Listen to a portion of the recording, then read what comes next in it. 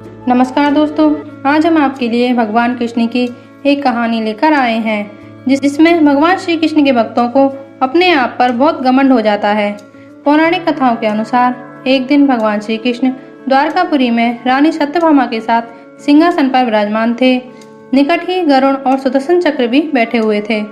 तीनों के चेहरे पर दिव्य तेज झलक रहा था। बातों ही बातों में रानी सत्यभामा ने श्री कृष्ण से पूछा कि हे प्रभु, आपने त्रेता युग में राम के रूप में अवतार लिया था। सीता आपकी पत्नी थी, क्या वे मुझसे भी ज्यादा सुंदर थी? द्वारकाधीश समझ गए कि सत्यभामा को अपने रूप पर बहुत अभिमान हो गया है। तभी गरुड़ ने कहा कि भगवान, क्या दुनिया में मुझसे भी ज्यादा तेज गति से कोई उड़ सकता है? इधर सुदर्शन चक्र से भी रहा ना गया और वे भी कह उठे कि भगवान, मैंने बड़े बड़े युद्धों में आपको विजयश्री दिलाई है, क्या संसार में मुझसे भी शक्तिशाली कोई है? भगवान मन ही मन मुस्कुरा रहे थे। वे जान गए थे कि उनके तीनों भक्तों को अहंकार हो गया है और इनका अहंकार नष्ट करने का समय आ गया है। ऐसा सोचकर उन्होंने गरुड़ से कहा कि हे गरुड़ देव, तुम हनुमान के पास जाओ और कहना कि भगवान राम माता सीता के साथ उनकी प्रतीक्षा कर रहे हैं। गरुड़ भगवान की आज्ञा लेकर हनुमान को लाने चले गए। इधर श्री कृष्ण ने सत्यभामा से कहा कि देवी, आप सीता के रूप में तैयार हो जाएं, और स्वयं द्वारकाधीश ने राम का रूप धारण कर लिया।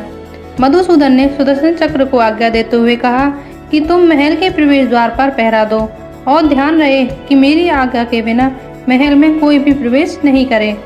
भगवान की आज्ञा पाकर चक्र महल के प्रवेश द्वार पर गरुड़ ने हनुमान के पास पहुंचकर कहा कि हे वानर श्रेष्ठ, भगवान राम माता सीता के साथ द्वारका में आपसे मिलने के लिए प्रतीक्षा कर रहे हैं। आप मेरे साथ चलें, मैं आपको अपनी पीठ पर बैठाकर शीघ्र ही वहां ले जाऊंगा।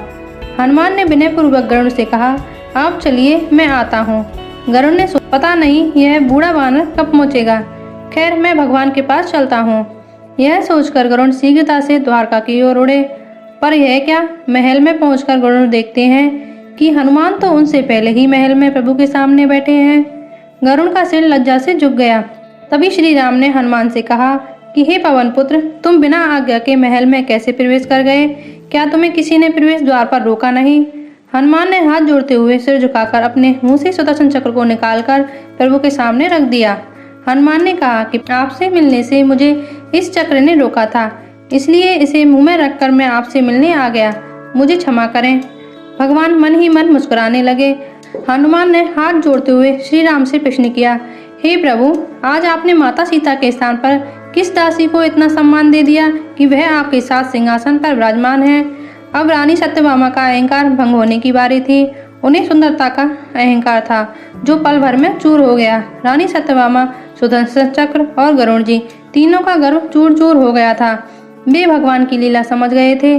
तीनों की आंखों में आंसू बहने लगे और वे भगवान के चरणों में झुक गए।